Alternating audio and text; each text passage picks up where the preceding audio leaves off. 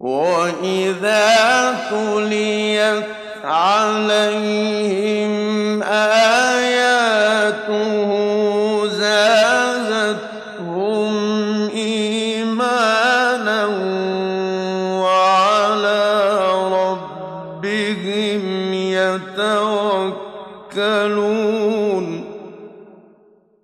আলহামদুলিল্লাহ রাব্বিল আলামিন ওয়াসসালাতু ওয়াসসালামু আলা আশরাফিল আমবিয়া ওয়া সাইয়্যিদিল মুরসালিন নবিয়িনা মুহাম্মদ ওয়া আলা আলিহি ওয়া আসহাবিহি আজমাইন। আলহামদুলিল্লাহ, আমরা সূরা ইব্রাহিমের 13 নম্বর আয়াতে এসেছি।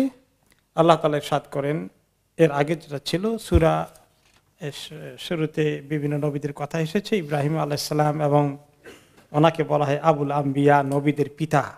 ওনার পরে বনি ইসরাইলে কয়েকশো নবী এসেছেন, সব ওনার গোষ্ঠীতে। সেই নবীদের কাহিনী থেকে মুসা আলাইহিস সালামের কাহিনী আমরা গত সপ্তাহে শুনেছিলাম। এখনো কন্টিনিউ করছে মুসা আলাইহিস সালামের দাওয়াতি কাজের এক পর্যায়ে তিনি বলেছিলেন 12 নম্বর আয়াতে তাদেরকে যে ওমা লানা আল্লাহ নাতাওয়াক্কালা আলাল্লাহি ওয়া কাদ হাদানা সুবুলানা। তিনি এবং তার সাথে মুমিনগণ বলেছিলেন, সব নবীরাই, যে আমাদের কি হয়েছে, কেন আমরা আল্লাহ তাআলার উপরে তাওয়াক্কুল করব না? তিনি তো আমাদেরকে হিদায়াত দিয়েছেন। তো আল্লাহ তাআলা যেহেতু তাদেরকে হেদায়েত দিয়েছেন, এটা তাদের জীবনের সবচেয়ে বড় নিয়ামত, এবং এই হেদায়েতের পথে থাকতে হলে বাধা বিপত্তি কষ্ট এগুলো থাকবে, এবং দুশ্মনীয় খুব বেশি করে আসতে পারে। সকল অবস্থায় মুমিনকে হেদায়েতের পথে থাকতে হলে আল্লাহর উপরে তাওয়াক্কুল করতে হবে। তাহলে আল্লাহ তাআলা তাদেরকে সাহায্য করবেন, রাস্তা দেখাবেন, পরীক্ষা নিরীক্ষায় আল্লাহ তাদের পাশে থাকবেন। এই জন্য নবীগণ এবং তার উম্মতগণ বলেছিলেন, আমরা আল্লাহর উপরে তাওয়াক্কুল করব, তিনি যেহেতু আমাদেরকে হিদায়াত করেছেন, তার উপরে আমাদের ভরসা আছে। ওয়ালা নাসবিরান্না আলা মা আদাইতুমুনা, তোমরা যতই কষ্ট দাও না কেন, ইনশাআল্লাহ আশা করি আমরা সবর করে থাকব। সবর ছাড়া ঈমানের পথে টিকে থাকা সম্ভব নয়। ওয়া আলাল্লাহি ফালিয়াতাওয়াক্কালিল মুতাওয়াক্কিলুন, মুমিনগণ শুধুমাত্র একমাত্র মুতাওয়াক্কিল যারা তাওয়াক্কুল করতে চায়, শুধু আল্লাহর উপরই তাওয়াক্কুল করা উচিত। আর কারো উপরে তাওয়াক্কুল করা যায় নাকি? কোনো মাখলুক যতই আপনাকে কথা দেয়, যতই শক্তি তার থাকুক, সে একসময় ফেল করতে পারে, সে কথা ঠিক না রাখতে পারে। সে আপনাকে সাহায্য করার চেষ্টা করলেও ব্যর্থ হয়ে যেতে পারে। কিন্তু আল্লাহ রাব্বুল আলামিন এমন এক সত্তা, যিনি আপনাকে সাহায্য করলে, তার উপরে ভরসা করলে তিনি কখনো ব্যর্থ হবেন না, তিনি আপনাকে সাহায্য করবেনই। এরপরে নবীদের কাহিনী কন্টিনিউ করছে এবং তার উম্মতদের কাহিনী। এগুলো আল্লাহ তাআলা এই জন্য শোনাচ্ছেন, আমরা যেন এই দ্বীনের পথে, ঈমানের পথে চলতে গেলে কত বাধা বিপত্তি আসবে, কত মুসিবত আসবে, এই মুসিবতের রাস্তা পাড়ি দিয়ে আমাদেরকে জান্নাতে পৌঁছতে হবে।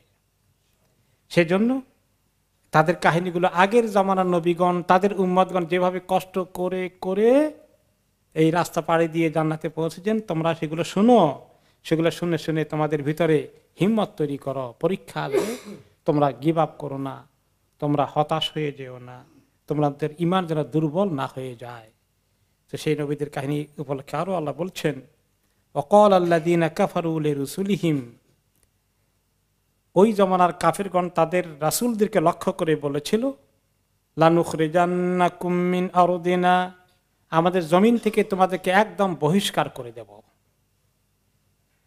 আওলা তাউদুন্না ফি মিল্লাতিনা, তা না হলে তোমরা আমাদের মিল্লাতের দিকে আসো। যদি মিল্লাতের দিকে না আসো, আমাদের তরিকার দিকে না আসো, আমাদের জাতির যে তরিকায় আমরা অভ্যস্ত হয়েছি, এই তরিকার প্রতি না থাকো, উপরে না থাকো, তাহলে তোমাদেরকে আমরা বহিষ্কার করব। ফি মিল্লাতিনা, আমাদের মিল্লাতের উপরে। তারা বলল, তাদের মিল্লাত কি? তাদের মিল্লাত হলো কুফরির মিল্লাত, শিরকের মিল্লাত, আল্লাহর নাফরমানির মিল্লাত। আর আমরা যখন আমাদের কাউকে দাফন করতে যাই, তখন কি বলি? বিসমিল্লাহ আলা মিল্লাতে রাসূলিল্লাহ, যে রাসূলুল্লাহর মিল্লাতের উপর, অর্থাৎ রাসূলুল্লাহর দ্বীনের উপর। আবার কোরআনে পাকে আল্লাহ তাআলা মিল্লাতে ইব্রাহিম হানিফাম মুসলিমা ওয়া মা কানা মিনাল মুশরিকিন বলেছেন। ইব্রাহিম আলাইহিস সালামের মিল্লাত। তো মিল্লাত, আমরা কি এখন ইব্রাহিম আলাইহিস সালামের মিল্লাতের উপরে আছি, নাকি মুহাম্মদ সাল্লাল্লাহু আলাইহি ওয়াসাল্লামের মিল্লাতের উপরে আছি? তো মুহাম্মদ আল্লাহর সাথে মিল্লাত কি ইব্রাহিম আলাইহিস সালামের মিল্লাত থেকে টোটালি বিপরীত কিছু নাকি? না, সব নবীদের একই মিল্লাত, আর সব কাফেরদের একই মিল্লাত। এই জন্য কাফেরদের ব্যাপারে বলা হয় আল কুফরু মিল্লাতুন ওয়াহিদা, সব কুফরের এক মিল্লত। তাদের তরিকা, তাদের জীবন দর্শন, তাদের চিন্তা ভাবনা, ইমান আকিদা মিল্লাতে কুফরের উপরে। আর যত ইব্রাহিম আলাইহিস সালাম মিল্লাত হোক, নবী মুহাম্মদ সাল্লাল্লাহু আলাইহি ওয়াসাল্লাম মিল্লাত হোক, আসলে এটা ইসলামের মিল্লাত। এবং অবশ্যই এক নবীর শরীয়ত থেকে আরেক নবীর শরীয়তের মধ্যে কিছু জিনিসের তারতম্য হয়েছে, সামান্য, বেশি কিছু না, টুকটাক। এগুলো এই জন্য শরীয়তের কিছু কিছু জিনিস আল্লাহ তাআলা আগের গুলাকে পরবর্তী পর্যায়ে মানসুখ করে দিয়েছেন, কিন্তু অরিজিনাল দিন একটাই, ইন্না দীন ইনদাল্লাহিল ইসলাম। সেদিকেই আসলে এই মিল্লাত বলতে পুরো দিনকেই বোঝানো হয়েছে, ইসলামকেই বোঝানো হয়েছে। তো তারা বলছে যে লা তাউদুন্না ফি মিল্লাতিনা, তোমাদের ইসলাম ছেড়ে দিয়ে আমাদের মিল্লাতে যদি আসো তাহলে ইউ আর ওয়েলকাম, আমাদের সঙ্গে তোমাদের কোনো যুদ্ধ নাই, তোমাদের কোনো দুশ্মনী নেই, আমাদের সঙ্গে তোমাদের সুন্দর সন্ধি হয়ে যাবে, সহাবস্থান হবে। কিন্তু যদি ইসলামের পথে থাকো তাহলে তোমাদের সঙ্গে আমাদের সহাবস্থান নেই। এত বড় চ্যালেঞ্জ ওনারা কিভাবে মোকাবিলা করেছেন? ফাআওহা ইলাইহিম রাব্বুহুম লানুহলিকান্নায যালিমিন। আল্লাহ তাআলা ওই নবীদেরকে বলেছেন যে আমি অচিরেই জালিমদেরকে হালাক করে দেব। বিশেষ করে কওমে আদ, কওমে সামুদ, কওমে মূসা, তাদেরকে এরকম আল্লাহ তাআলা আগাম খবর দিয়েছেন। এবং মূসা আলাইহিস সালামের কওমের ব্যাপারে পরিষ্কারভাবে আমরা দেখতে পেয়েছি, ইতিহাসে তার ঘটনা আছে যে তাদেরকে আমি হালাক করব। ফিরআউন সীমালঙ্ঘন করে ফেলেছিল মূসা আলাইহিস সালামের কওমের সাথে। ওয়ালানুসকিনান্নাকুমুল আরদা মিন বাদিহিম, তাদের পরে এই জমিনে আমি তোমাদেরকে জায়গা করে দেব, বসবাস করার ব্যবস্থা করে দেব। তাই হয়েছে।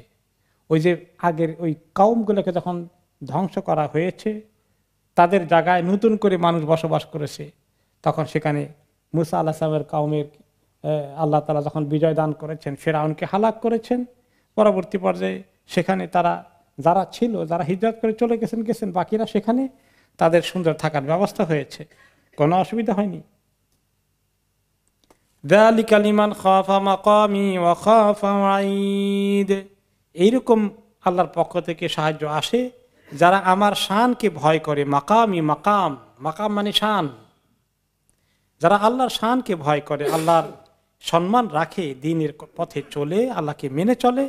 ওয়া খাফা ওয়াঈদ, এবং আমার যে ওয়াদা করেছি, যে আমি শাস্তির ধমক দিয়েছি, থ্রেট করেছি, ওয়ার্নিং দিয়েছি যে আমার কথা না শুনলে আখিরাতে কি শাস্তি হবে, এগুলোকে যারা ভয় করে আমার পথে চলে, আমি তাদেরকে এই সুসংবাদ দিয়েছিলাম আগের জামানার লোকদেরকে, তোমাদের জন্য সুসংবাদ থাকবে। ওয়াস্তাফতাহু ওয়া খাবা কুল্লু জাব্বারিন আনিদ, তারা বিজয় চেয়ে প্রার্থনা করেছিল, এবং এরপরে প্রত্যেকটি সীমা লঙ্ঘনকারী, দুর্ধর্ষ শক্তির অধিকারী যারা নিজেদেরকে মনে করেছে, সীমা লঙ্ঘনকারী দুষ্ট প্রকৃতির লোকগুলো সবাই শেষ পর্যন্ত ব্যর্থ হয়েছে, পরাজিত হয়েছে, অপমানিত হয়েছে। ওয়াস্তাফতাহু, বিজয় জন্য প্রার্থনা করা, বিজয় চাওয়া। বিজয় চায় কি আল্লাহ তাআলার কাছে? মুমিনগণ, রসুলগণ, তারা আল্লাহ তাআলার কাছে সাহায্য চেয়েছেন যে আল্লাহ আমাদেরকে সাহায্য করেন। এটা একটি অর্থ, ঠিক আছে, সরাসরি এটাই। কিন্তু কোন কোন ক্ষেত্রে এসেছে যে কোন সময় কাফেররা আল্লাহর কাছে বিজয় চায়। আমরা সিরাতে নবীর আলোচনা শুনেছি, বদরের যুদ্ধের আগে আবু জাহাল কি দোয়া করলো আল্লাহর কাছে, যে আল্লাহ আপনি তো ভালো করেই জানেন কারা হকের উপরে আছে, যারা হকের উপরে আছে তাদেরকে আল্লাহ আজকে বিজয় দান করেন, যারা হকের উপরে নাই তাদেরকে আল্লাহ পরাজিত করে দেন। তা আল্লাহ তার দোয়া কবুল করেছে। শুধু তার দোয়া কবুল করেননি, আল্লাহ তো রাসূলুল্লাহ সাল্লাল্লাহু আলাইহি ওয়াসাল্লামের দোয়া কবুল করেছেন। তো এই যে এখানে কোন কোন মুফাসসির বলেছেন যে ওই কুফরি শক্তিগুলো খুব করে তারা আল্লাহর কাছে এরকমই বললো, তারা নিজেদের জাতি হকের উপরে আছে, আল্লাহ যেন হকের উপরে সাহায্য করে।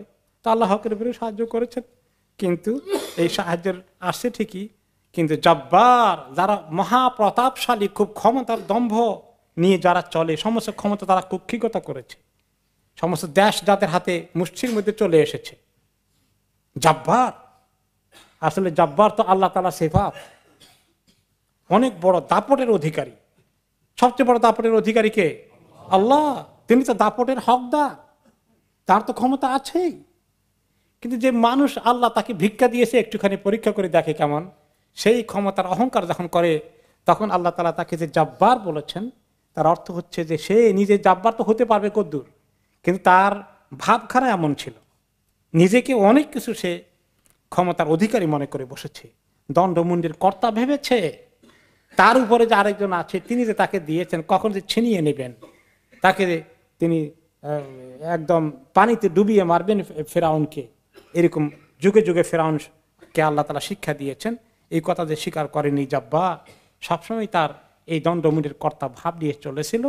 তারা শেষ পর্যন্ত কি হলো? ব্যর্থ হলো, পরাজিত হলো, অপমানিত হলো। এবং ফেরাউনের কাহিনী বারে বারে এসেছে, কওমে আদ কওমে সামুদের কাহিনী বারে বারে এসেছে। প্রত্যেকটি এরকম প্রভাব প্রতিপত্তি নিয়ে যারা বড়াই করেছে, ক্ষমতার গর্ব দেখিয়েছে, অহংকার করেছে, তাদেরকে কিভাবে আল্লাহ তাআলা নিপাত করেছেন। তো দুনিয়াতে নিপাত হয়েছিল, এই নিপাতের পরে কি শেষ? মিন ওয়ারাইহি জাহান্নাম ওয়া ইউসকা মিন মাইন সাদীদ। তাদের শুধু দুনিয়া শেষ না, এর পেছনে তাদের জন্য রয়েছে জাহান্নাম। আখিরাতে জাহান্নামে হাজির হওয়া লাগবে। তার আগেও বারজাখেও সুখ শান্তির কোনো খবর নেই, কবরের জিন্দেগিতে এখনো তাদের আযাব চলছে। কিন্তু এরপরে যে ভীষণ আযাব আসবে জাহান্নাম, এবং সেখানে আযাব কেমন হবে?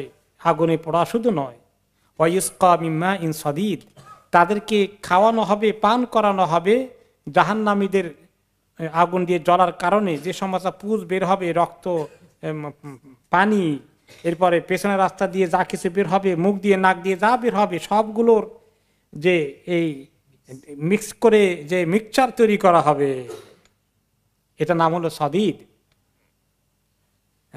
সেগুলো হচ্ছে আসারাত আহলিন নার। সাহাবা কেরাম জিজ্ঞেস করছেন, ইয়া রাসূলুল্লাহ, তাদেরকে সাদীদ খাওয়ানো হবে, সাদীদ কি জিনিস? তিনি বলেন যে আসারাত আহলিন নার, জাহান্নামীদের শরীর থেকে যে জুস বের হবে, ওই জুস খাওয়ানো হবে। আসারা, আইন সদরা, আসির মানে আরবিতে ফলের জুস, ফলের রস। তো এই আসারা মানে চিপিয়ে যে রস বের করা হয়, তাদের শরীর থেকে এই সমস্ত যত পুজ, পানি, রক্ত, ময়লা, আবর্জনা, নাক মুখ সমস্ত রাস্তা দিয়ে যা বের হবে, সবগুলোকে প্রোটেক্ট করে প্রিজার্ভ করে যে মিক্সচার বানানো হবে, এগুলো তাদেরকে খাওয়ানো হবে। এগুলো কি কারো খাইতে মনে চায়? ইয়াতাজাররাহু, তাকে জবরদস্তি ঢুকানো হবে, গলাধঃকরণ করে দেওয়া হবে, মুখে ঢুকাই দেওয়া হবে, পান করো, এগুলো খেতে হবে তোমাকে। ওয়ালা ইয়াকাদু ইয়াসিগুহু, কিন্তু এটা এমন জিনিস মুখে ঢুকানোর পরে বিষের মতো তিতা, দুর্গন্ধ, ময়লা, এত আবর্জনা কেমনে গিলবে? গিলতে পারে না, কিন্তু জোর করে তাকে গিলানো হবে। এই কষ্টে যে তখন সে আর্তনাদ করতে থাকবে। ওয়ায়াতিহিল মাউতু মিন কুল্লি মাকানিন ওয়া মা হুয়া বিমাইয়িত, চতুর্দিক থেকে তার মউত চলে আসবে, কিন্তু সে তো মরবে না।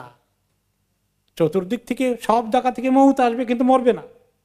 অর্থাৎ এমন পরিস্থিতি হবে যে এই অবস্থায় কোনো মানুষ বেঁচে থাকতে পারে না। অতি কষ্টে মানুষের কি হয়ে যায়? মৃত্যু হয়ে যায়। কারো যদি আগুনে পড়ে অতি বেশি পড়ে, তাহলে এই পোড়া সামাল দিতে পারে না, তারপরে মরে যায়। যদি একদম বরফের মধ্যে এমনভাবে পড়ে যে কাপড় চোপড় কিছু নাই, বরফে আর এটা ফাইট করতে পারে না, সেখানে ঠান্ডায় মরে যায়। যে কোনো মানুষকে অত্যাচার করতে থাকলে অত্যাচারে আর টিকতে পারে না, শেষ পর্যন্ত মরেই যায়।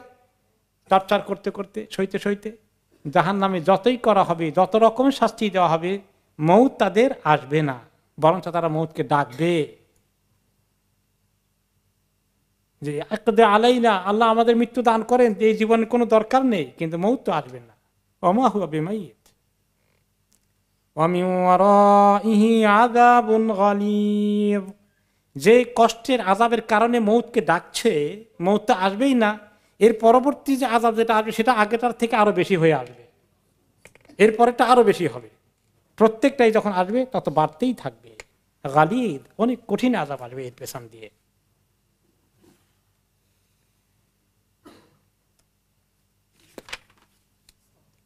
মাসালুল্লাযীনা কাফারু বিরাব্বিহিম, আমালুহুম কারামাদিন ইশতাদ্দাত বিহির রিহু ফি ইয়াউমিন আসিফ। এই যে কাফেররা এই আযাবের কথা শুনিও তাদের সতর্ক হচ্ছে না, তারা ওই পথে সীমা লঙ্ঘন তারা করেই যাচ্ছে। তাদের এক্সাম্পল উদাহরণ হবে, তারা দুনিয়াতে কিন্তু অনেক কিছু তারা জোগাড় করেছে, অনেক প্রস্তুতি আছে ক্ষমতা টিকিয়ে রাখার জন্যে। মানুষকে দুনিয়ার থেকে যদি নির্মূল করে দিতে হয়, নির্মূল করার জন্যে কোনো কাজ তারা বাকি রাখেনি, অনেক কাজ করেছে। কিছু ভালো কাজও করতে পারে, ভালো কাজও করবে, কিন্তু এই ভালো কাজগুলো তাদের যারা করে তাদের নিয়ত ভালো থাকে না। এই জন্য কোনো ভালো কাজ করলে মতলব অন্য কিছু থাকে। তো আল্লাহ তাআলা বলেন তাদের যদি কোনো ভালো কাজও করে থাকে, আমালুহুম কারামাদ, তাদের কাজগুলো হয়ে যাবে ছাইয়ের মতো। ছাই, আগুনের ছাই আছে না, এই ছাইয়ের মতো হয়ে যাবে। আগুনের ছাইয়ের কি ঘটনা? ইশতাদ্দাত বিহি রিহু ফি ইয়াউমিন আসিফ, প্রচন্ড ঝড় তুফানের দিন যখন প্রচন্ড জোরে মানে সাইক্লোন বা এই জাতীয় তুফান আসে, ছাইগুলো যদি কারো সম্পদ থাকে, কতগুলো ছাই, এই তুফানের মোকাবেলা ছাইগুলো কতক্ষণ টিকে থাকবে নাকি? ছাইগুলো কি করবে? সব উড়ে কোন দিকে তো চলে যাবে। লা ইয়াকদিরুনা মিম্মা কাসাবু আলা শাই। তো এই কেউ যদি তার ছাই জোগাড় করে কোনো কাজে লাগানোর জন্য বিরাট স্তূপ করে, কিন্তু এইরকম প্রচন্ড তুফান সাইক্লোন আসলে ছাইগুলো সব বাতাসের সঙ্গে চতুর্দিকে চলে যাবে। যে লোকটি জমা করে রেখেছিল সে কিছুই পাবে না, তার কিছু থাকবে না। তো এদের কাজগুলো হচ্ছে তারা যা কিছু দুনিয়াতে করে, ভালো মন্দ করুক আর ভালো করুক, যেগুলো ভালোও করে মনে করে, এগুলো তাদের কোনো কাজে লাগবে না, ছাইয়ের মতো উড়ে যাবে। কিয়ামতের দিন আল্লাহর কাছে যখন দাঁড়াবে, কোনো নেকামল নাই। পরের উপকার করেছে, কিছু একটা করে দিয়েছে, এটাও কাজে লাগবে না। কেন কাজে লাগবে না সেটা? কারণ তাদের নিয়ত কি ছিল? আল্লাহর সন্তুষ্টি অর্জন কিছুই ছিল না। ইন্নামাল আমালু বিনিয়াত, নিয়ত ভালো ছিল না। উপকার করলেও মতলব ছিল অন্য কিছু। আল্লাহ তাআলার কাছে নেক আমল কবুল হওয়ার জন্য, পরের উপকার করার জন্য, কিছুই লিখিত হওয়ার জন্য, কবুল হওয়ার জন্য কি কি শর্ত আছে? দুইটা শর্ত। একটা শর্ত হলো সহি নিয়াতে আল্লাহর সন্তুষ্টি আল্লাহর কাছে পাওয়া যাবে, এই নিয়তে করবে। আর দুই নম্বর কোনটা? নবী করিম সাল্লাল্লাহু আলাইহি সাল্লামের তরিকা মতো করবে। প্রথমটাই ইখলাস, আল্লাহর কাছে সহি নিয়তে মানে ইখলাস পাওয়ার জন্য করবে। দুই নম্বর হচ্ছে ইসলাম সম্মত উপায়ে শরীয়ত মতো আল্লাহ নবীর তরিকা মতো সুন্নত মতো কাজটা করবে। ইমাম ইবনুল কাইয়িম রাহমাতুল্লাহ আলাইহি বলেন, মানুষের কাজ 4 ধরনের কাজ হয়। 4 ধরনের কাজের মধ্যে 3 ধরনের কর্ম শুধু আল্লাহর কাছে কবুল হয়, বাতিল হয়ে যায়, শুধু 1 ধরনের কাজ কবুল হয়। যে কাজের মধ্যে ইখলাস আছে, আল্লাহর জন্য করার ইচ্ছা, আর 2 নম্বর রাসূলুল্লাহ সাল্লাল্লাহু আলাইহি ওয়াসাল্লামের তরিকা মতো করার ইচ্ছা। এই দুটো শর্ত থাকলে এই কাজটা কবুল হয়। আর বাকি 3 রকম কাজ কি? যে 2 নম্বর ধরেন ইখলাসও নাই, নবী করিম সাল্লাল্লাহু আলাইহি ওয়াসাল্লামের তরিকাও নাই, এটা কবুল হবে? হাদা বাতিল। ইখলাস আছে 3 নম্বর, কিন্তু নবী করিম সাল্লাল্লাহু আলাইহি ওয়াসাল্লামের তরিকা সুন্নাহ শরীয়ত মতো করে না, এটা কবুল হবে? এইগুলো 3 নম্বর কবুল হবে না। 4 নম্বর কি? নবী করিম সাল্লাল্লাহু আলাইহি ওয়াসাল্লামের তরিকা মতো হয়েছে কিন্তু ইখলাস নাই, আল্লাহ সন্তুষ্টির জন্য করে নাই, 4 নম্বর, এটাও কবুল হবে না। তাহলে প্রত্যেকটি কাজ এই দুটো শর্ত থাকলে ওই কাজটা আল্লাহ তাআলা কবুল করেন। কাজে এরা যদি কোনো ভালো কাজও করে এটাও কবুল হবে। যালিকা হুয়া দালালুল বাঈদ, এটি হচ্ছে সুস্পষ্ট পথভ্রষ্টতা, গোমরাহি। তাহলে এর চেয়ে বড় গোমরাহি আর নেই কিছু। তারা মনে করে তারা অত্যন্ত জ্ঞানী, বুদ্ধিমান, চালাক, হাইলি ইন্টেলেকচুয়াল, কিন্তু আল্লাহ বলছেন এটা একেবারে বিপদগামী, প্রচন্ড পর্যায়ের, খুবই ধ্বংসাত্মক বিপদগামী হয়ে তারা আছে। এই যে ছাই হয়ে যায় মানুষের আমলগুলো, এই কথা আল্লাহ তাআলা কোরআনে পাকে অন্যান্য জায়গায় আরো বলেছেন। ওয়াকাদিমনা ইলা মা আমিলু মিন আমালিন ফাজআলনাহু হাবাআম মানসুরা, আমি তাদের আমলগুলোকে প্রেজেন্ট করব কিয়ামতের দিন। তারা দেখতে পাবে তাদের আমলগুলো, অনেকগুলো আমল আছে, কিন্তু কিছুক্ষণের মধ্যে আমলগুলো কি হয়ে গেছে? হাবা আম মানসুরা। হাবা হচ্ছে ওই ধুলোবালি।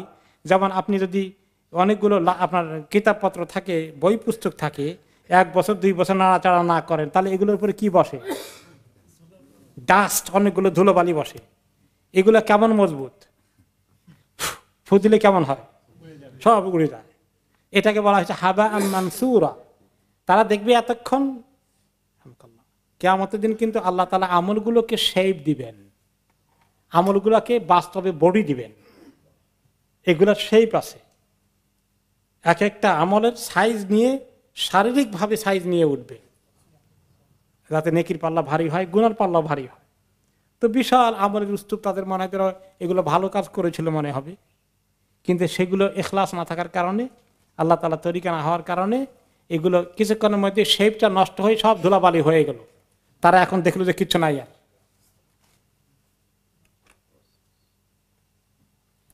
এটাই হচ্ছে সুস্পষ্ট গুমরাহি। যালিকা হুয়া দালালুল বাঈদ। আলাম তারা আন্নাল্লাহা খালাকাস সামাওয়াতি ওয়াল আরদা বিল হক ইন ইয়াশা ইযহাবকুম ওয়া ইয়াতি বিখালকিন জাদীদ। আপনি দেখতে পাচ্ছেন না হে রাসূল যে আল্লাহ তাআলা আসমানগুলো এবং জমিনকে হক ভাবে সৃষ্টি করেছেন? তা আল্লাহ রাসূল তো দেখতেই পান, দেখতে পায় না। যারা এই দিনকে অস্বীকার করে তাদেরকে মেসেজ দেওয়ার জন্যই এই আয়াত নাযিল করা হয়েছে, যে যারা যে কুফরি জাতি, যে জাতি কুফরি সিদ্ধান্তে আছে, তখনকার সময় নবী করিম সাল্লাল্লাহু আলাইহি ওয়াসাল্লামের জামানায় মক্কার কুরাইশগণ যেভাবে অস্বীকার করেছিল, আসলে তাদেরকে অ্যাড্রেস করা হচ্ছে। ইন ইয়াশা ইযহাবকুম, হেই কুরাইশ জাতি, অস্বীকারী কুফরি শক্তির অনুসারীগণ, যদি আল্লাহ চান তোমাদেরকে আল্লাহ এক্ষুনি নিয়ে যেতে পারেন, দুনিয়া থেকে নিপাত করে শেষ করে দিতে পারেন। ওয়া ইয়াতি বিখালকিন জাদীদ, এবং তিনি নতুন আরেকটি সৃষ্টি নিয়ে আসতে পারেন, তোমাদের জায়গায় অন্য জাতিকে নিয়ে আসতে পারেন, এবং আল্লাহ তাআলা তোমাদের জন্য বসে থাকবেন না। কিন্তু তোমাদের যদি চেতন থাকে, হুঁশ থাকে, তাহলে তোমরা এই রাস্তায় আসো। আল্লাহ তাআলা একেবারে ঠেকে গেছেন, তোমাদের জন্য এত অনুরোধ করছেন, তোমরা একটুও আসো না, এমন নয়, তোমাদের জন্যই ফায়দা হতো। আল্লাহর এই পাওয়ার আছে, এই ক্ষমতা আছে, তিনি অন্য জাতিকে নিয়ে আসতে পারবেন। ওমা যালিকা আলাল্লাহি বিআজিজ, আর এই কাজ করা আল্লাহর পক্ষে কোনো রকমই অসম্ভব নয়। এই কাজ করতে গেলে আল্লাহকে ঠেকাতে পারবে না কেউ। নতুন জাতি সৃষ্টি করা, নতুন জেনারেশন নিয়ে আসা, অন্য জাতিকে নিয়ে আসা। তো মুসলিম জাতির জন্য এখানে মেসেজ আছে, আমরা যদি আল্লাহর দ্বীনের জন্য নিজেরা এগিয়ে না আসি, আল্লাহর কাছে হওয়ার জন্য চেষ্টা না করি, দ্বীন ইসলামকে নিজেদের জীবনে লালন পালন না করি, ব্যক্তির জীবনে, পারিবারিক জীবনে, সমাজ জীবনে, রাষ্ট্রীয় জীবনে যদি আল্লাহর দ্বীনকে আমরা নিজেরা চর্চা না করি, তাহলে আল্লাহ তাআলা অন্য জায়গায় থ্রেট করেছেন, ওয়াস্তাবদিল কওমান গায়রাকুম ওয়ালা তাদুররুহু শাইআ, সূরা আনফাল বলেছেন আল্লাহ তাআলা। তাহলে তিনি তোমাদের পরিবর্তে অন্য কওমকে চুজ করবেন হেদায়েতের জন্য, এবং তোমাদেরকে আল্লাহ বর্জন করবেন, পরিত্যক্ত করে দিবেন, এবং তোমরা আল্লাহকে কখনো ক্ষতিগ্রস্ত করতে পারবে না, যে আমাদেরকে ছেড়ে দিলেন, আপনাকে দেখাই দেব। নাউজুবিল্লাহ, দুনিয়ার মধ্যে এরকম করে। তো অনেক সময় দেখা গেল যে আপনার যারা কাজের লোক, তাদেরকে কাজ করিয়েছেন, কিন্তু একসময় দেখলেন যে উল্টা পাল্টা করেছে, বলে যা তোদেরকে বাদ দিয়ে দেবো, তোরা আমার খেয়ানত করেছিস, তোদেরকে রাখবো না। তারাও চান্স পাইলে বলে দেখিয়ে দেবো চান্স পাইলে। তো আল্লাহ তাআলার সঙ্গে এরকম করার সুযোগ আছে? ওলা তাদুররুহু শাইআ, তোমরা আল্লাহর কোনো ক্ষতি করতে পারবে না, যাতে তোমরা কুফরি শক্তি ঐক্যবদ্ধ হও না কেন। وبرزوا لله جميعا فقال الضعفاء للذين استكبروا إنا كنا لكم تبعا وبرزوا لله جميعا, তারা সবাই আল্লাহর সামনে হাজির হয়ে গেল, জমায়েত হয়ে গেল, আল্লাহর সামনে এসে গেল সবাই। কখন আসবে সেটা? কিয়ামতের পরে, হাসরের দিন সবাই হাজির।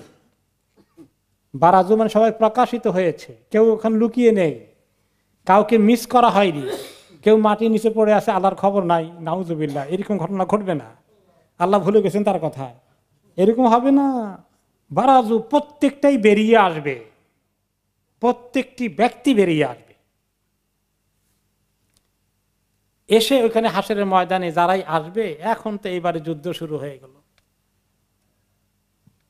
এখানে 3টা পক্ষ আছে। এক পক্ষ হলো যারা জালিম শক্তির নেতৃত্ব দেয়, কুফরি শক্তির নেতৃত্ব দেয়, আর তাদের আন্ডারে জনতার যে ফুট সোলজার আছে, যারা তাদের কথা শুনে উঠে আর বসে, তাদের হুকুমে কার্যকরী করে, এদের হাতে তেমন পাওয়ার নাই, কিন্তু ওদের দ্বারা ব্যবহৃত হয়, এদের সাপোর্টার মাত্র, তাদের বাহিনীর অংশ মাত্র, ওদের হাতে তেমন ক্ষমতা নাই। এরা হলো দোয়াফা, দুর্বল কিসিমের, তাদের সঙ্গে আছে, তাদেরকে জিন্দাবাদ করতে করতে মুখের পানি শুকিয়ে যায়। আর বাকিরা হলো লিডার পর্যায়ে। এই হলো দুই শক্তি। আরেক শক্তি হলো শয়তান। এই তিন শক্তির কি তামসা হবে হাসরের ময়দানে, সেই তামসার কথা আল্লাহ তুলে ধরছেন। ফাকাল আদ-দুআফাউ লিল্লাযীনা ইসতাকবারু, যারা গরীব ছিল অথবা দুর্বল ছিল, যারা নিচু প্রকৃতি ছিল, সাধারণ মানুষ ছিল, তাদের কথায় উঠেছে বসেছে, তাদের হুকুম কার্যকরী করেছে। তারা বলছে অমুকে মারা মেরে এসেছে, অমুকে ধরে এসেছে। এরা এই দুআফা, এই দুর্বল অবস্থানের লোকগুলো বলবে সেদিন লিল্লাযীনা ইসতাকবারু, যারা অনেক বড় তাকাব্বর করেছে, হাই পজিশনে যারা অবস্থান নিয়েছিল, লিডিং পজিশন, ক্ষমতা যাদের হাতের মধ্যে ছিল, এদেরকে লক্ষ্য করে তারা বলবে, সাধারণ তাদের অনুগত বাহিনীর লোকেরা, ইন্না কুন্না লাকুম তাবা, আমরা তো তোমাদের আনুগত্য করেছিলাম, তোমাদের হুকুম মেনে সব কাজগুলো করেছি, যত অপকর্ম আছে হেন কাজ নাই করি নাই তোমাদের হুকুম কার্যকরী করতে গিয়ে। আজকে তো ওইগুলো করতে গিয়ে আমরা বড় বিপদে আটকে গেলাম। ফাহাল আনতুম মুগনুনা আন্না মিন আযাবিল্লাহি মিন শাই, আজকে তোমরা আল্লাহর আযাব থেকে আমাদেরকে বাঁচতে কি একটুখানি হেল্প করবা? কি হেল্প করতে পারে তারা? তারা কি আল্লাহকে বলবে যে আল্লাহ এদেরকে ছেড়ে দেন, যেটা দুনিয়ার মধ্যে করে, সবচেয়ে বড় আসামিকে ছেড়ে দেওয়ার স্লিপ দিয়ে দিলে ছাড়া হয়ে গেল। এরকম কিছু করার পাওয়ার কি ওদের আছে? তো এরা তো ওদের বেকুবের মতো, ওরা জানে ওরাও ক্রিমিনাল, এরাও ক্রিমিনাল। ওদের কাছে গিয়ে বলার অর্থ হচ্ছে যে তোমরা দায়িত্ব নাও, বলো এই বেচারারা তো আসলে কিছু বুঝতো না, আগাও বুঝ না, গোড়াও বুঝতো না, আমরাই তো তাদেরকে ব্যবহার করেছি, কাজে শাস্তি দিতে হলে আমাদেরকে দেন, এই বেচারা দিকে ছেড়ে দেন। ওই বলে যে এই কথাটা গিয়ে আল্লাহকে বলো তোমরা একটু, কারণ তোমাদের হুকুমে সব কাজগুলো আমরা করেছি, তোমরা টেলিফোন করে দিয়েছ, আমরা কার্যকরী করেছি, বাস হয়ে গেছে কাজ, এরকম করেছ। তো এই দায়িত্বটা একটু নিয়ে আমাদেরকে বাঁচান, আমরা তো আজকে আল্লাহর কাছে আটকে গেছি, আপনারা দায়িত্ব নিলে আশা করা যায় আল্লাহ আমাদেরকে ছেড়ে দিবেন। আর আপনারা তো ছাড়া পাবেন না, বোঝাই যাচ্ছে আপনাদের বিগ ক্রিমিনাল। তো খামাখা যদি আপনারাই জ্বলতে হয়তো জ্বলেন, আমাদেরকে একটু এই গরিবদেরকে বাঁচান। তো এখন তারা কি জবাব দিবে? আরে আমাদেরকে যদি আল্লাহ হেদায়েত দিতেন, তোমাদেরকে আমরা হেদায়েত দিতাম, আমরা তো হেদায়েত পাই নাই, আমরা ভুল করছি, তোমরা আমাদের অনুসরণ করতে গিয়ে তোমরাও ভুল করছো, সব গোমরা হয়ে গেছি, তোমরাও গোমরা হয়েছ। আজকে যাতেই ধানাই পানাই করো, তোমাদেরও মুক্তি নাই, আমাদেরও নাই। সাওয়াউন আলাইনা আজাজিনা আম সাবারনা মা লানা মিন মাহিস। আজকে অবস্থা হচ্ছে এই, শোনো, যদি যতই অস্থিরতা দেখায় অথবা সবর করে চুপ করে থাকি, কোনোটাই আমাদের কাজে লাগবে না, নাজাত পাওয়ার কোনো উপায় নাই, আমরা সব ধরা পড়ে গেছি।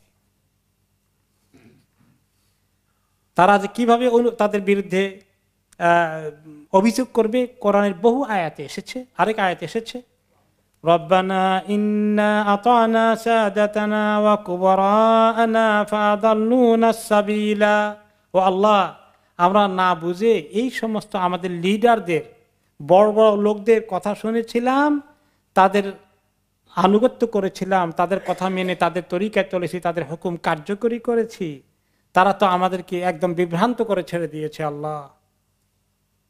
এই কথা বলবে। আরেক আয়াত এসেছে, ওয়ালাউ তারা ইযিয যালিমুনা মাওকুফুনা ইনদা রাব্বিহিম ইয়ারজিউ বা'দুহুম ইলা বা'দিনিল কাউল।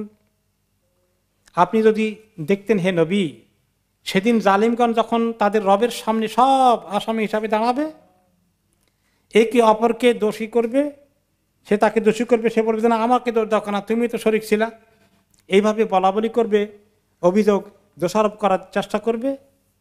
ইয়াকুলুল্লাযীনা ইসতুযআফু লিল্লাযীনা ইসতাকবারু, যারা নিচু পর্যায়ে ছিল, ছোটখাটো ছিল, তারা বড়দেরকে, বড় লিডারদেরকে বলবে, লাউলা আনতুম লাকুন্না মুমিনিন, এই তোমরা লিডারগুলো না থাকলে আমরা কিন্তু ঈমানের পথেই চলে আসতাম।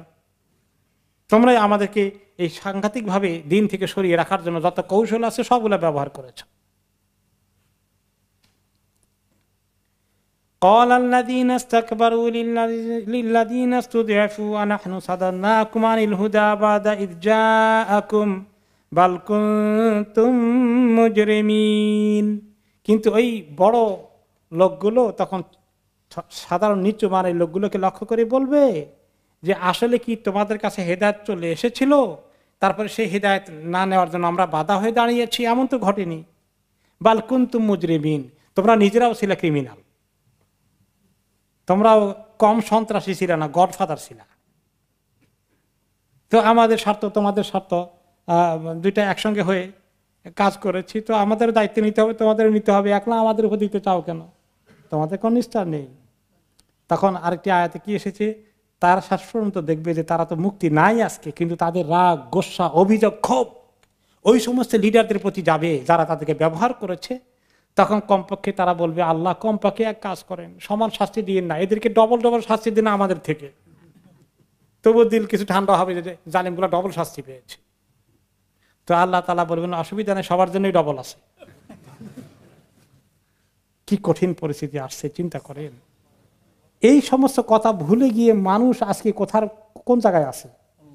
হায় রে, দুনিয়া হাতে এসে গেছে, কত টাকা পাওয়া যাবে, কত বাড়ি করা যাবে। যে মাস্তানের কুড়ি ঘরে বসবাস করছে, বস্তির মধ্যে ছিল, তার আজকে কয়তলা বিল্ডিং। হায় হায় রে, একজন সাধারণ সিপাহীর আজকে বাড়ি আছে, গাড়ি আছে। তো এইভাবে করে কিভাবে দুনিয়া কামাই করার এত মজা, আখেরাত মনে করার সময় আছে? এগুলো বাড়ির কাছেও নাই, তার ফেলে দাও এগুলো। দুনিয়ার এত মজা পাওয়া যাচ্ছে, যার কিছুই ছিল না সে আজকে কোটি কোটি টাকার মালিক। এই মজা বের হবে কোথায়? আখেরাতে। এতে গেলে এই দুই পক্ষের যুদ্ধ গেল। এখন শয়তান মিয়ার খবর কি? এখন সবাই গিয়ে শ্বাসরোধ করবে, আরে আমরা কি করছি না করছি, এই বেটাই তো আমাদেরকে এই কামে নামাইছে বেশি। তাকে ধরা, তার প্রতি অ্যাটাক করবে। এখন মানে ফিজিক্যালি এত অ্যাটাক করতে পারবে না, তাকে আক্রোশ যে তোমার কারণে আজকে আমাদের বড় মুসিবত নাজিল হয়েছে। وقال الشيطان لما قضي الأمر إن الله وعدكم وعد الحق ووعدتكم فأخلفتكم। শয়তান বলবে, আরে শোনো, আল্লাহ যখন সবকিছুর ফয়সালা হয়ে যাবে, বিচার আচার কার কি ফয়সালা পানা দেনা, জাহান্নামে যাচ্ছে কয়জন, জান্নাতে কয়জন যাচ্ছে, সব ফয়সালা হয়ে যাচ্ছে, আর সবাই তাকে দায়ী করছে জাহান্নামীগণ। সে বলবে, শোনো, আল্লাহ তোমাদেরকে হক ওয়াদা করেছিলেন বিভিন্ন কিতাবের মধ্যে, আখেরি জমানায় নবী মুহাম্মদের কোরআনের মধ্যে, এর আগে ঈসা আলাইহিস সালাম, মুসা আলাইহিস সালামের কিতাবগুলোর মধ্যে যে যে ওয়াদা আল্লাহ করেছিলেন সব হক ওয়াদা ছিল, সেগুলো এখন হক প্রমাণিত হয়ে গেছে। ওয়া'আদতুকুম ফাআখলাফতুকুম, আমি তোমাদেরকে ওয়াদা করছিলাম কিন্তু ওয়াদা খেলাফ করেছি, আমি ঠিক রাখা সম্ভব না, আমি তো মিথ্যা ওয়াদা করেছি। তোমরা আমার কাছ থেকে কোনো প্রমাণ কিছু পেয়েছিল? কোনো দলিল প্রমাণ ছিল? وما كان لي عليكم من سلطان إلا أن دعوتكم فاستجبتم لي। আর আমার পক্ষ থেকে তোমাদের কোনো সুলতান ছিল না। সুলতান শব্দের অর্থ কি? সুলতান দুটি অর্থ আসে, একটা হচ্ছে দলিল প্রমাণ, আর একটা হচ্ছে অথরিটি, ক্ষমতা। যে আমার কি এমন ক্ষমতা ছিল যে আমার কথা না শুনলে আমি তোমাদেরকে জবাই করে ফেলবো? শয়তানকে আল্লাহ এরকম ক্ষমতা দিয়েছে? আমার কথা না শুনলে আমি তোমাদেরকে জেলে ঢুকাবো, শাস্তি দেব, এগুলো সে করতে পারবে না। সে শুধু ওয়াসওয়াসা দিতে পারবে।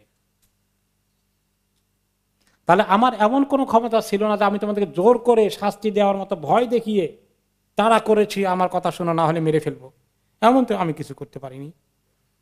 এটা একটা। দুই নম্বর, আমার কথা যেগুলো তো ধোঁকা ছিল, ধোঁকা তো তোমরা নিজেরাই বুঝেছ, কোনো দলিল প্রমাণ ছিল না আমার মজবুত করে তোমাদেরকে এটা বোঝানো, যেভাবে কোরআন হাদিসে মজবুত দলিল সহকারে কথাগুলো এসেছে, এরকম কোনো দলিলও আমার ছিল না। কিন্তু তোমরা কোন স্বার্থে আমার পিছনে ছুটছ? তোমাদের নিজেদের স্বার্থ ছিল। আমি খালি বলছি আসো এদিকে মজা আছে, তোমরা আমার ডাকে সবাই সাড়া দিয়েছ, বাহ, কারণ তোমাদের তো মজা লেগেছে। তোমাদের খাহেসা, টাকা পয়সার লোভ, ক্ষমতার লোভ, কত মানুষ কিল করতে হবে, নো প্রবলেম। কত মানুষের টাকা বাড়ি ঘর দখল করতে হবে, নো প্রবলেম।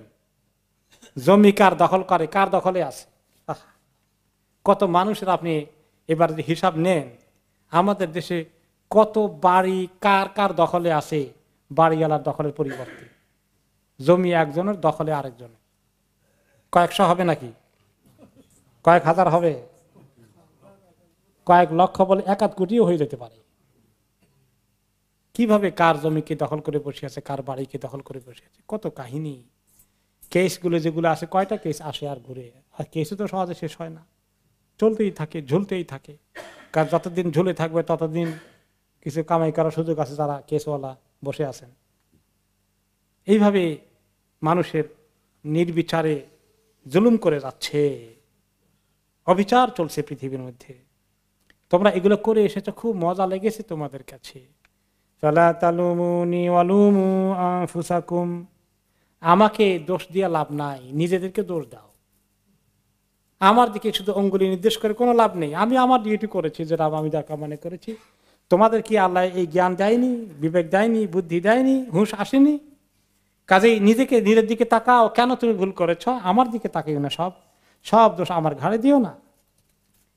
মা আনা বিমুসরিখিকুম ওয়া মা আনতুম বিমুসরিখি, আজকের এই বিপদ থেকে উদ্ধার করার জন্য আমি তোমাদেরকে কিছু করতে পারবো না, তোমরাও আমার কোনো উপকার করতে পারবে না। সব আজকে ডুবছি, আমি ডুবেছি, তোমাদেরকে ডুবিয়েছি, তোমরাও ডুবেছ, কারণ তোমরা ডুবার মতো কাজ করেছ।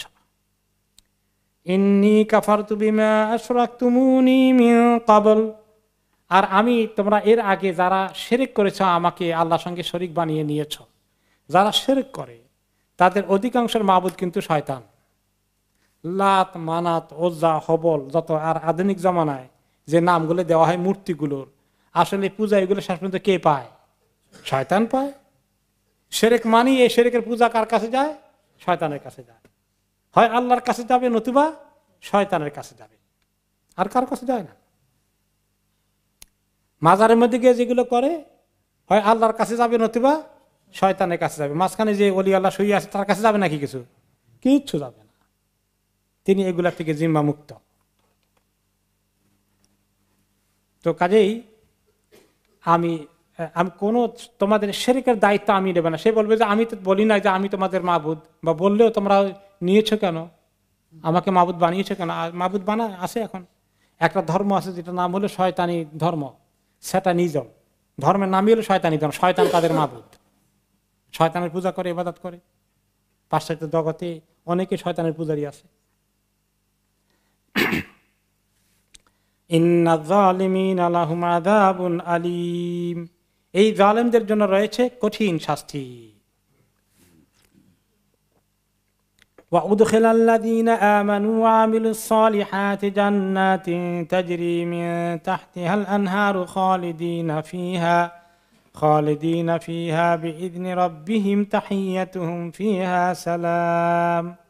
এই যে যারা ইসলামের বিপরীত পথে, শয়তানের পথে যারা চললো, ইসলাম ছাড়া বাকি সমস্ত পথগুলো কার পথ? সব পথ শয়তানের। শয়তানের পথ একটা না, ইসলামের বিপরীত যা আছে সব শয়তানের পথ। এই তরিকায় হোক আর ওই তরিকায় হোক, এমনকি ইসলামের তাওহীদের বিপরীত ইসলামের ভিতরেও যে সমস্ত বেদাত শিরকের তরিকায় মাজার কেন্দ্রিক আছে, এটা আল্লাহর পথ না, কার পথ? এটাও শয়তানের পথ। তো এর বিপরীতে যারা আছে আল্লাহর পথে, ইসলামের পথে, তাদের কথা এবার আল্লাহ তাআলা বলছেন যে এগুলো জাহান্নামে কি হবে? শয়তানের পথের অনুসারীগণ সব আল কুফরু মিল্লাতুন ওয়াহিদা, সবগুলো কুফরির পথ, সবগুলো শয়তানের পথ। এর বিপরীতে যারা দিন ইসলামের উপরে আছে, কোরআন হাদিসের উপরে আছে, সহিহ দ্বীনের উপরে আছে, এই ঈমানদারগণকে আল্লাহ কি করবেন? ঈমানদারগণ এবং যারা নেক আমল করেছে তাদেরকে জান্নাতে প্রবেশ করাবেন। তাজরি মিন তাহতিহাল আনহার, যে জান্নাতের নিচে দিয়ে প্রবাহিত হচ্ছে পানির নহর সমূহ, খালিদিনা ফিহা, যেখানে তারা চিরদিন থাকবে, বিইذনি রাব্বিহিম, তাদের রবের হুকুমের কারণে তিনি এই ফয়সালা করে রেখেছেন, তাদেরকে সেখানে তিনি চিরদিন রাখবেন, কখনো তাদের এই মেয়াদ শেষ হবে না, অনির্দিষ্টকালের জন্য, যার কোনো শেষ নেই, অনাদিকাল। তাহিয়াতুহুম ফিহা সালাম, সেখানে তাদের তাহিয়া হবে, তাদের তাহিয়া হবে সালাম। তাহিয়া কি জিনিস? শুভেচ্ছা অথবা সম্ভাষণ, সম্ভাষণ করা মানে কাউকে অ্যাড্রেস করা। দেখা হলে একটা কিছু দিয়ে শুরু করা। এখন দেখা হলে আমাদের তাহিয়া হচ্ছে সালাম। তাহলে এই যে তাহিয়া আমরা সালাম দেই মানে গ্রিটিং যেটাকে বলা হয় ইংলিশে। এখন ইংলিশে গ্রিটিং এর জন্য কোন শব্দটা ব্যবহৃত হয়? Good morning, good evening, good night. এই তো, এটা একটা গ্রিটিং। এটা আরব দেশে এরকম গ্রিটিং ছিল। এম সাবাহান, এম সাবাহান মানে আসলে এর অর্থ অনেকটা গুড মর্নিং। কিন্তু এই গুড মর্নিং এর মধ্যে কোনো দোয়া নাই। এখন আমার তো এমন কষ্ট যাচ্ছে, আপনি গুড মর্নিং বলে লাভ কি হবে? আমার কি দুঃখ কষ্ট আপনার গুড মর্নিং সঙ্গে দূর হয়ে যাবে? কিন্তু সালামের মধ্যে দোয়া আছে, আল্লাহর পক্ষ থেকে রহমতের দোয়া করা হচ্ছে, আসসালামু আলাইকুম, অর্থাৎ আল্লাহর পক্ষ থেকে আপনার প্রতি রহমত বর্ষিত হোক। দোয়া আছে, এটা কাজে লাগবে। এই জন্য আরবদের এম সাবাহানের পরিবর্তে আল্লাহ তাআলা দিয়েছেন এই মুসলিম উম্মাকে সালাম। এটা হচ্ছে তাহিয়াতুল জান্নাহ, জান্নাতের গ্রিটিং, জান্নাতের সম্ভাষণ। সে কথাই আল্লাহ এখানে বলেছেন যে কোন জায়গায় সালাম আছে, তাহিয়াতুহুম ফিহা, ওইখানে তাদের সালাম হলো তাদের গ্রিটিং। সেই ওইখানে কোন জায়গা? জান্নাত। ওই জান্নাতের সালামটাই আল্লাহ দুনিয়াতে আমাদেরকে দিয়েছেন। সেখানে জান্নাতের সালাম হবে, ফেরেশতারা তাদেরকে অনেক সালাম করবেন এবং বিভিন্ন দরজা দিয়ে তারা ঢুকবেন। যেখানে এসছে অন্য আয়াতে, মুমিনরা যখন জান্নাতে যাবেন, হাত্তা ইদা জাউহা ওয়া ফুতিহাত আবওয়াবুহা ওয়া ক্বালা লাহুম খাজানাতুহা সালামুন আলাইকুম। যখন মুমিনগণ জান্নাতে প্রবেশ করতে যাবেন, প্রবেশ করতে গিয়ে দেখবেন গেট খুলে রেখে ফেরেশতারা ওয়েট করছেন ওয়েলকাম করার জন্য। আর ওয়েলকাম কি দিয়ে হচ্ছে? সালামুন আলাইকুম। অন্য আয়াতে এসেছে সালামুন আলাইকুম বিমা সাবারতুম, তোমাদের প্রতি সালাম, আপনাদের প্রতি সালাম, আপনারা যে কত সবর করেছেন। ফেরেশতারা সাক্ষী, তারা জানেন জান্নাতে আসতে হলে প্রচন্ড সবর করতে হয়। সবর কোন কোন জায়গায় করা লাগে?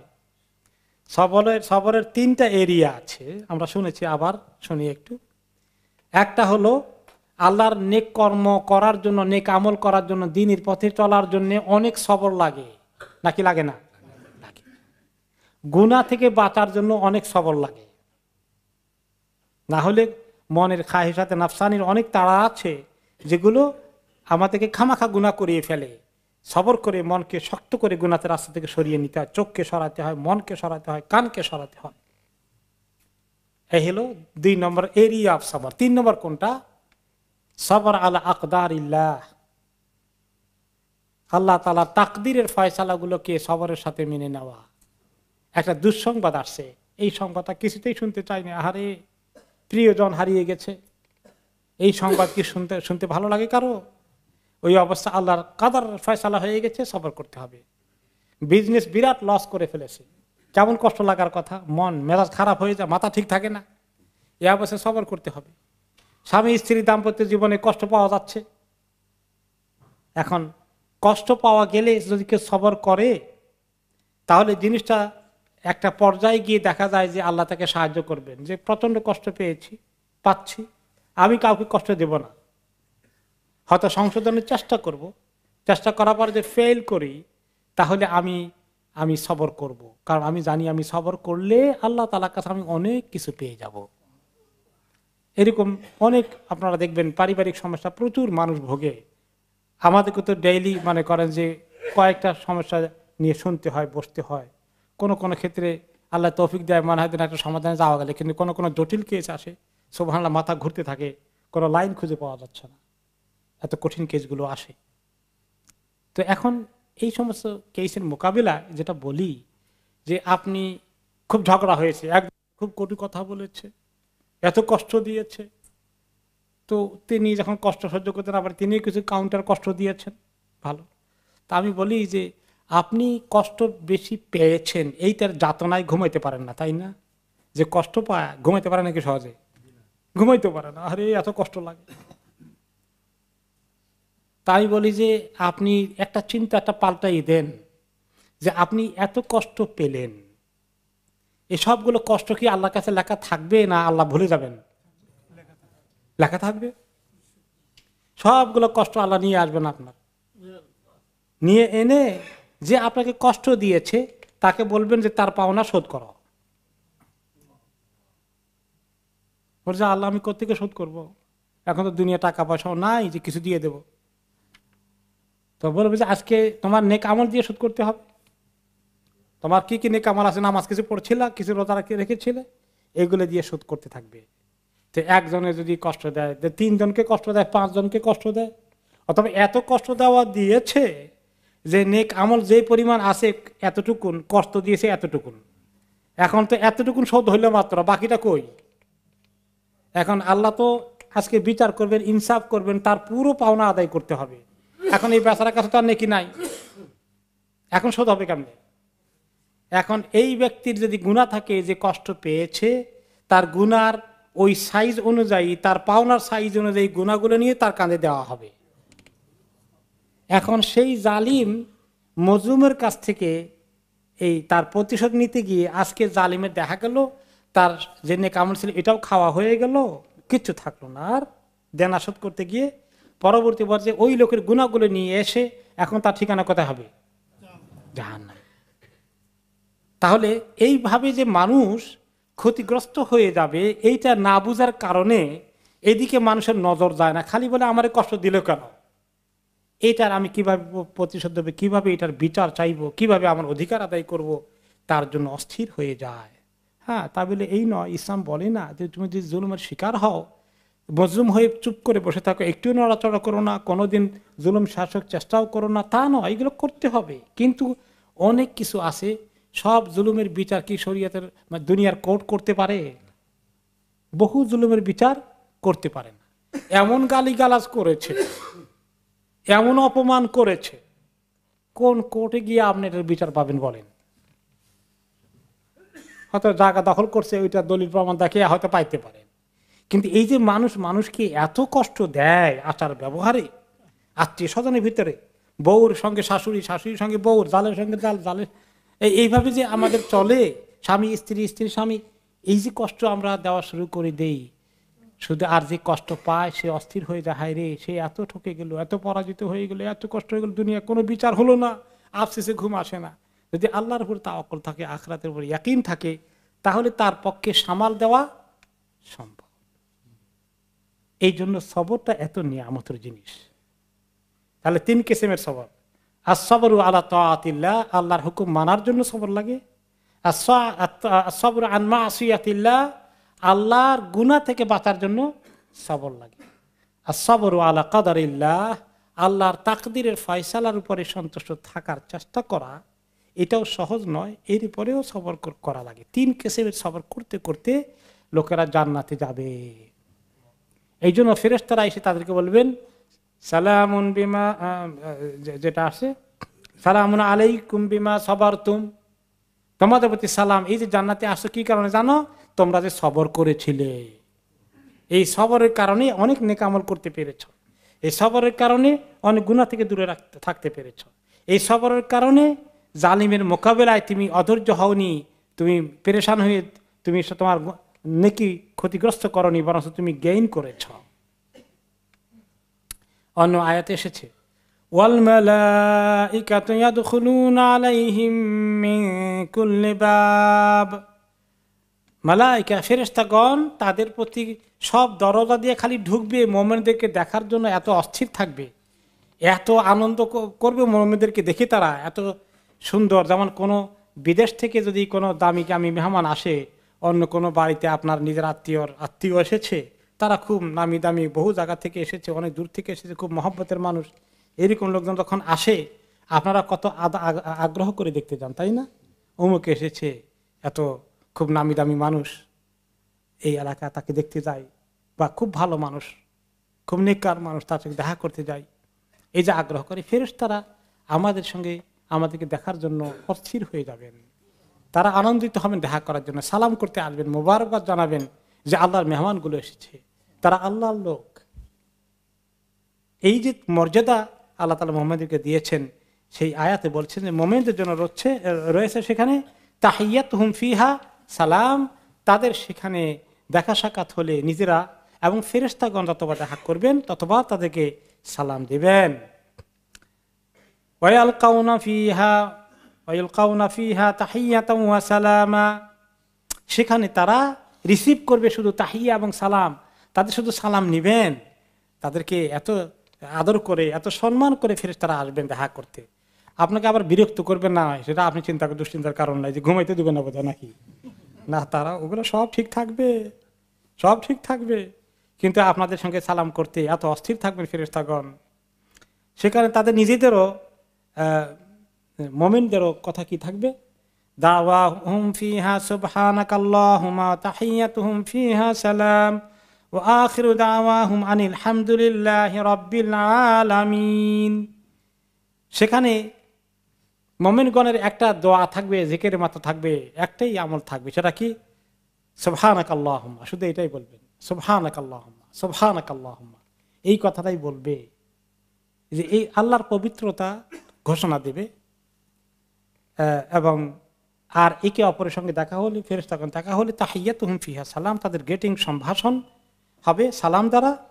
আর ওয়া আখিরু দাওয়াহুম, আবার শেষ কথা, শেষ বিদায় নিতে হলে একে অপরের থেকে কোন জায়গায় দেখা হয়েছে, গল্প করেছে, যাওয়ার সময় যে দোয়াটা করে বিদায় নিবে সেটা কি আলহামদুলিল্লাহি রাব্বিল আলামিন। এই জন্য অনেক জায়গায় দেখবেন ইসলামী কোনো প্রোগ্রামে আলোচনা শেষ করে তখন আলোচক কি বলেন, ওয়া আখিরু দাওয়ানা আনিল হামদুলিল্লাহি রাব্বিল আলামিন। আমাদের শেষ দোয়া, শেষ কথা, আল্লাহর কাছে শেষ আরজ হচ্ছে আলহামদুলিল্লাহি রাব্বিল আলামিন, যে আমরা এই সুন্দর মাজলিসে ছিলাম, আমরা সুন্দর দিনী কথা শুনেছি, আমাদেরকে আল্লাহ তার দিনের কথা শোনার জন্য তৌফিক দিয়েছেন, বলার জন্য তৌফিক দিয়েছেন, দিনের প্রতি আগ্রহ দান করেছেন, দিনী এলেমের আগ্রহ দিয়েছেন, এগুলো সবগুলোর জন্য আল্লাহ তাআলার প্রশংসা। আল্লাহ রাব্বুল আলামিন যদি আমাদেরকে এই তৌফিক না দিতেন তাহলে আমরা কেউ পারতাম? সুবহানাল্লাহ, কত যে আল্লাহর নিয়ামত আমাদের প্রতি। আলহামদুলিল্লাহিল্লাযী হাদানা লিহাযা ওয়া মা কুন্না লিনাহতাদিয়া লাউলা আন হাদানাল্লাহ। প্রশংসা সে আল্লাহর যিনি আমাদেরকে হেদায়েত দিয়েছেন এই রাস্তার দিকে, ইসলামের উপর। তিনি যদি আমাদেরকে মেহেরবানি করে হেদায়েত না দিতেন আমরা কেউ এই পথে আসতে পারতাম না, ইসলামকে চিনতাম না। একটা হলো জন্মগতভাবে আমরা চিনেছি, ইসলামকে পেয়েছি মা বাবার কারণে, সেটা একটা পর্যায় পর্যন্ত আছে, অনেকেই পেয়েছে, কিন্তু তারা আজকে ইসলামের পথে নেই। ইসলাম তাদের জীবনে গুরুত্বপূর্ণ কোনো বিষয় নয়। তাদের না আছে নামাজ, না আছে পর্দা, না আছে দিনের কোনো চিন্তা, না দেয় যাকাত, না সুদ থেকে বাঁচবে, না ঘুষ থেকে বাঁচবে, কিছুই নেই, সব হালাল, সব কিছু পকেটে ঢুকাচ্ছে। তো তারা কি ইসলামকে চিনতে পেরেছে? ইসলামের পথে চলতে পেরেছে? তো যারা এগুলোর থেকে আল্লাহ তাদেরকে পরহেজ করেছেন, হালাল হারাম চেনার জন্য তৌফিক দিয়েছেন, কবিরা গুনাহ থেকে বাঁচার জন্য তৌফিক দিয়েছেন, জান্নাতে যাওয়া নেক আমল করার জন্য তৌফিক দিয়েছেন, জাহান্নাম থেকে বাঁচার জন্য আল্লাহর কাছে পেরেশানি দিয়েছেন, এসব কিছু আল্লাহ তাআলার কত যে মেহেরবানি আমাদের প্রতি। আলহামদুলিল্লাহ সুম্মা আলহামদুলিল্লাহ। তো মোমেনদের দোয়া হবে, যেটা মোমেনদের কথা হবে, দাওয়াহুম ফিহা সুবহানাকাল্লাহুম্মা, জান্নাতে এই কথাটাই সুবহানাকাল্লাহুম্মা। আর ফেরেশতাদের এই বর্তমানে কিয়ামতের আগে এখন ফেরেশতাদের ইবাদত কোনটা, দোয়া কোনটা? মেইনলি সুবহানাকা রব্বানা মা আবাদনাকা হাক্কা ইবাদাতিক। এই সুবহানাকা পড়েন তারা সারা দিন রাত, আর তারা বলেন যে আল্লাহ আপনার ইবাদতের হক আমরা আদায় করতে পারলাম না। আর আমরা সুবহানাল্লাহ, তাদেরকে সৃষ্টি করাই হয়েছে ইবাদতের জন্য। ফেরেশতারা ইবাদত বেশি করলেও তাদেরকে জান্নাত দেওয়া হবে নাকি? পাবেন না। আমাদেরকে তো আল্লাহ জান্নাত আমাদের জন্য বানিয়েছেন। ওমা খালাকতুল জিন্না ওয়াল ইনসা ইল্লা লিয়াবুদুন। জিন এবং ইনসানকেই এই জান্নাত দেওয়া হবে, তাদের জন্য জাহান্নাম আল্লাহ মাফ করুক। এই কাদের জন্য যারা সৃষ্টি হয়েছে, ইবাদতের জন্য যারা সৃষ্টি হয়েছে, তাদের খবর কি, তারা কোথায় আছে, তাদের কি হাকিকত? আল্লাহ তাআলা এই নবীদের কাহিনীগুলোকে মেনশন করার পরে আল্লাহ তাআলা বলছেন, আলাম তারা কাইফা দারাবাল্লাহু মাসালান কালিমাতান তাইয়্যিবাতান কাশাজারাতিন তাইয়্যিবাতিন আসলুহা সাবিতুন ওয়া ফারউহা ফিস সামা এই যে জিনিসটা নিয়ে মানুষ ইসলামের ভিতরে ঢুকে আল্লাহকে চিনে, আল্লাহ তাআলাকে স্বীকৃতি দেয়, সেটা না হচ্ছে কালিমাতান তাইয়্যিবা, লা ইলাহা ইল্লাল্লাহু মুহাম্মাদুর রাসূলুল্লাহ। সেই কালিমাটাই একটু বড় হয়ে যায়, আশহাদু আল্লা ইলাহা ইল্লাল্লাহ ওয়া আশহাদু আন্না মুহাম্মাদান আবদুল্লাহি ওয়া রাসূল। এই যে কালিমা পড়ে মানুষ ইসলামে ঢুকে, যে কালিমা দ্বারা মানুষ ঈমানের মধ্যে ঢুকে, এই কালিমার এক্সাম্পল আল্লাহ তাআলা দিয়েছেন। ইসলামের ভিতরে ঢুকা এই কালিমা দিয়ে ভালো করে বুঝে শুনে গ্রহণ করা যে কত বড় কাজ, তার এক্সাম্পল তিনি দিয়েছেন। হে নবী, আপনি কি দেখেছেন কাইফা দারাবাল্লাহু মাসালা, কিভাবে আল্লাহ তাআলা উদাহরণ দিয়েছেন, এক্সাম্পল দিয়ে বুঝিয়ে দিয়েছেন। কালিমাতান তাইয়্যিবা, কালিমা তাইয়্যিবার এক্সাম্পল কাশাজারাতিন তাইয়্যিবা, একটি ভালো গাছ, খুব ভালো গাছ, পবিত্র গাছ। এই গাছের সঙ্গে গাছটা কেমন? আসলুহা সাবিতুন ওয়া ফারউহা ফিস সামা,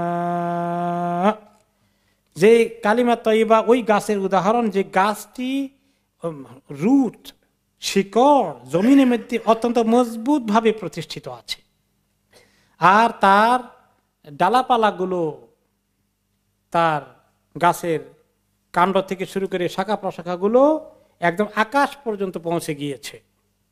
এত বড় উপরের দিকে গাছ আকাশ পর্যন্ত পৌঁছে, উপরের দিকে এত বড় গাছের আকাশ পর্যন্ত পৌঁছতে হলে গাছের নিচেও তো কিছু মজবুতি লাগবে, তাই না? যত উপরে বড় হবে তত নিচে শিকড় মজবুতি, এবং তার অনেক দূর যেতে হবে, তাহলেই সেটা টিকবে, সেটাই মজবুত হবে। এইরকম গাছ হচ্ছে কালিমা তাইয়্যিবা। সেই গাছের আরেকটি এক্সাম্পল তিনি দিলেন, তুতি উকুলাহা কুল্লা হিনিম বিইذনি রাব্বিহা, এই গাছটি এত সুন্দর ফলের গাছ যে সব সময় এই গাছ অনবরত ফল দিতেই থাকে, ফল দিতেই থাকে। ওয়ায়াদরিবুল্লাহুল আমসালা লিন-নাসি লাআল্লাহুম ইয়াতাযাক্কারুন, এই আল্লাহ তাআলা এইভাবে উদাহরণ দিয়ে মানুষকে বুঝিয়ে দেন, আশা করা যায় তারা শিক্ষা গ্রহণ করবে, লেসন নেবে। সহিহ বুখারীতে একটা হাদিস এসেছে, সাহাবী আব্দুল্লাহ ইবনে ওমর রাদিয়াল্লাহু আনহুমা বলেন যে কুন্না ইনদা রাসূলিল্লাহি সাল্লাল্লাহু আলাইহি ওয়াসাল্লাম, আমরা নবীজি সাল্লাল্লাহু আলাইহি ওয়াসাল্লাম পাশে ছিলাম। আখবারুনি ফাকালা সাল্লাল্লাহু আলাইহি ওয়াসাল্লাম আখবিরুনি আন শাজারাতিন তুশবিহু, আমাকে একটা গাছের উদাহরণ দিবা তোমরা, যেটা এক্সাম্পল হয় কাররাজুলিল মুসলিম, মুসলমানের সঙ্গে মিলে। এরকম একটা ভালো গাছের এক্সাম্পল দাও। দুনিয়ার মধ্যে কোন কোন গাছ তোমরা চিনো যে গাছটা মোমেনের নেচারের সঙ্গে, আখলাকের সঙ্গে মিলে? এরকম গাছটা কোনটা হইতে পারে যে এইরকম গাছটির খাসলত, তার ফায়দা মুমিনের মতো? এই প্রশ্ন তিনি করলেন। লা ইয়াতাহাসসু ওয়ারাকুহা সাইফান ওয়ালা শিতাআন, প্রশ্ন করে তিনি আবার একটু হেল্প করলেন, ব্যাখ্যা করে, যাতে প্রশ্ন বুঝতে সুবিধা, উত্তর দিতে ইজি হয়। তিনি বলেন গাছটা এমন যে শীতকালে, গরমকালে কোনো অবস্থাতে গাছের পাতাগুলো ঝরে না, পাতা থাকে সবসময়। ওয়াতুতি উকালাহা কুল্লা হিনিম বিইذনি রাব্বিহা, আর এই গাছ সবসময় ফল দেয়। সবসময় ফল না থাকলেও এই গাছের ফলটা সারা বছর থাকে। লোকেরা গাছের ফল সারা বছর পেতে পারে, গাছ থেকে সারা বছর না ছিঁড়লেও ছিঁড়ে ঘরে এটা রেডি থাকে, নষ্ট হয় না কখনো, সারা বছর এই গাছের ফল খাওয়া যায়। তো এই ফলটা, এই গাছটা কি গাছ তোমরা চিন্তা করে উত্তর দাও। সাহাবীরা সব চিন্তায় পড়ে গেলেন। কেউ কেউ বনে জঙ্গলে গিয়ে খুঁজতে থাকলেন, মানে মনে মনে বনে জঙ্গলে ঢুকলেন, কোন গাছ কোন গাছ, কোন বাগানে, কোথায় কোথায়। তা বিভিন্ন গাছের কথা বললেনও, কিন্তু কারোটা রাইট হলো না। তো আব্দুল্লাহ ইবনে ওমর রাদিয়াল্লাহু আনহু বললেন, ওয়াকা ফি নাফসি আন্নাহা নাখলা, আমার মনে আসলো, মনে হয় এটা খেজুর গাছ হবে, মনে মনে আসলো। ওয়ারাআইতু আবু বকর ওমর লা ইয়াতাকাল্লামানি, কিন্তু মজলিসে তো আবু বকর রাদিয়াল্লাহু আনহু আছেন, এত সিনিয়র সাহাবী, ওমর রাদিয়াল্লাহু আনহু আছেন, তারা বলে না।